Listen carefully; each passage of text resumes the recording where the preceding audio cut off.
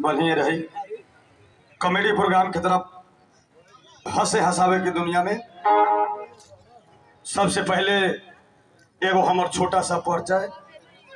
अगर रउआ लोगन के जब भी याद आ रहा बनी हम रोड पर से तनका मोटरसाइकिल तक फ्री में रहे दी काहे के गाड़ी दो चार गो टड़क हमर आवत जाता आगे जाके फ्री छोड़ दी ले जाके गाड़ी लगा दे डेढ़ा में हमरे जा रहा बा। ऐसे एगो हमरा तरफ से छोट परिचय लड़का सा लॉग में हाला न।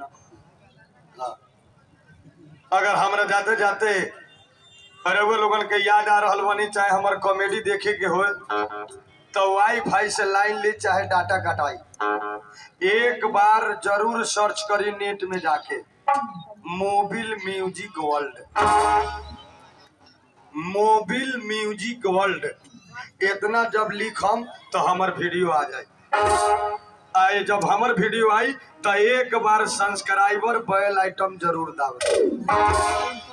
एगो रौटहट के छोट भाई होके आई राजेंद्र सोनार कहा के बालचंदपुर के 100 रुपया हमर चेहरा देख ठीक बा। आई आई एक आध गो और कस्तूरी मार के आई ये वजह इसे फायदा पी लेने के बाद में हम ही याद आई। भगवान करे कि अपने ऐसा आदमी हमरा वैसे बढ़ावत रहे आ 100 रुपया दिली तो अपने के भगवान 200 दी। हमरा पूरा पार्टी के तरफ से धन्यवाद, हमरा तरफ से धन्यवाद। अपने के बाल बच्चा हमरे लेखा बउआओ कमाओ कमाओ बउआ कहा गए कमाओ बउआई न तो कमाई कहाँ से गलती की सही। अच्छा चलिए मोबिल म्यूजिक वर्ल्ड पर सर्च करम जरूर हमार वीडियो आ जाए। आ वीडियो में हमार भी एगो परिचय बाटे जैसे हमारे एगो वीडियो आल बाटे बाप बेटा के लव स्टोरी।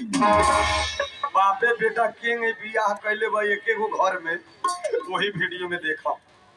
जैसे एगो गांव के बेटी मतारी एगो गांव के बेटा बाप बापुआ शादी कले बोले ओकरा बेटिया से या बेटवा के शादी हो जाली ओकरा मतरिया से।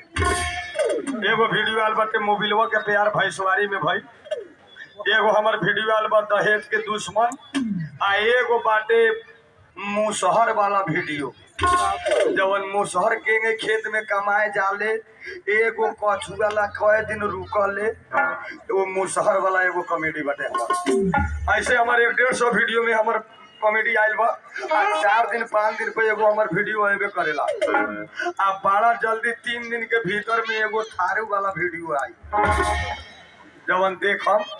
ऐसे भी में यादव के थारू मतलब चौधरी यादव चौधरी के लड़ाई वाला वीडियो आई 4 दिन के बाद। लेकिन वीडियो के चैनल लोगन भोर ना पड़ा टिकटॉक आईडी हमार नहीं के डायरेक्ट एक बेर नेट से सर्च बा। हाँ जरूर एक बेर देखम आ देखम तो जरूर एक बेर सब्सक्राइबर बेल आइटम रौटहर जिला के एगो हमरा के छोट भाई समझ के उतना कर दे।